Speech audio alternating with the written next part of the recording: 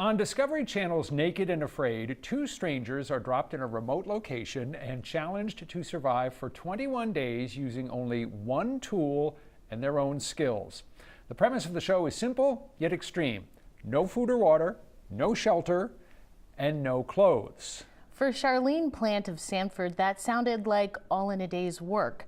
I sat down with her at her home to find out why she even agreed to be on the show. Split him up into pieces. It's like the lobster of Africa.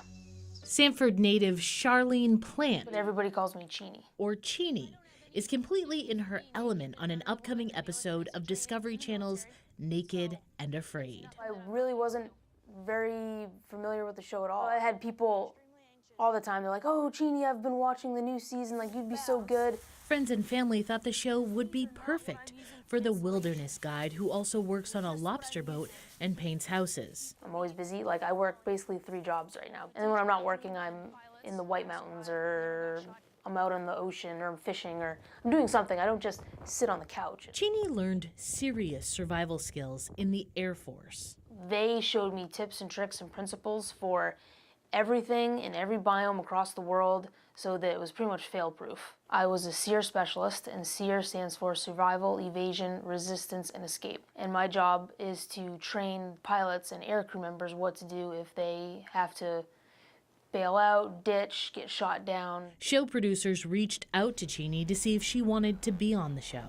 I'm not mentally prepared for this. It's going to be a challenge to survive out here. I was hesitant at first. But then I thought to myself, you know, there's a reason why this is happening, and I should go with it. Last summer, she was dropped in the middle of South Africa. What is your name? Cheeny.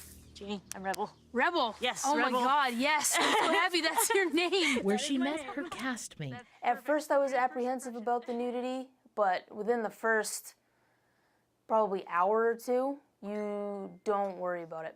It was so freeing. It was so freeing. It was amazing. And I mean, there were cold days out there and it sucked, but like, you don't have to, it's one less thing to worry about every day, and you don't have that like constriction. You don't have to wear like a bra, which was the best part. I was like, oh, this is amazing. Participants are given a rudimentary map.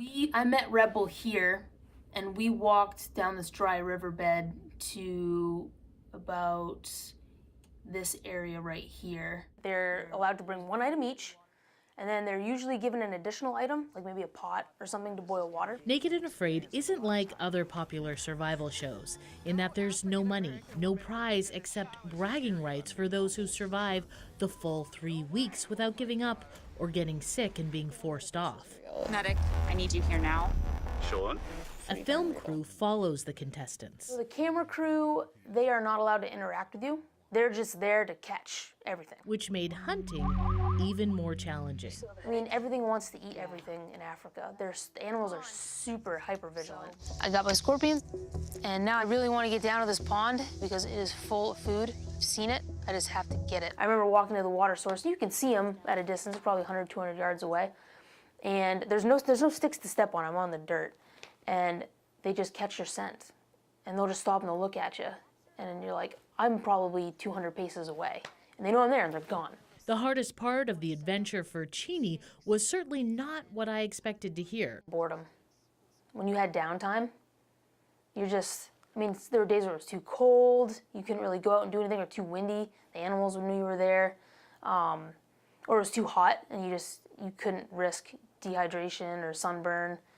Or in the night when you couldn't sleep and you're just there with your thoughts. She can't say if she made it the entire 21 days, but she can talk about how rigorous the experience was. You don't worry about anything besides, I have to get water, I have to find food, I have to get firewood, I have to try to be as comfortable as possible today and take care of my partner. You were just so back to the rhythm of nature where everything is slow. The most important thing the Air Force taught Cheeny, she says, came in handy. The body follows the mind. So as long as your mind is strong, obviously you have to have a pretty strong body too, but it's all in your head. Like, you have to stay as resilient and as positive as possible, even when you're having a crappy day. Like, I had days where I knew that I wasn't gonna eat.